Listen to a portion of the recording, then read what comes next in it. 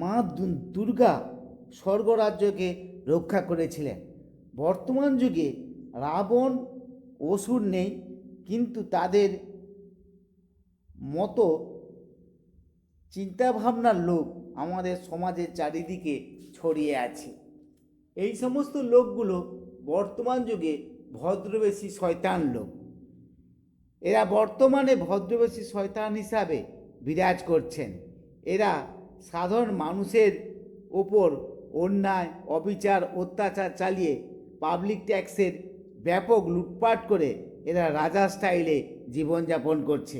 বর্তমান যুগের অসুর রাবণদের সমূলে বিনাশ করে আমাদের সমাজ ব্যবস্থাকে বাঁচাতে হবে।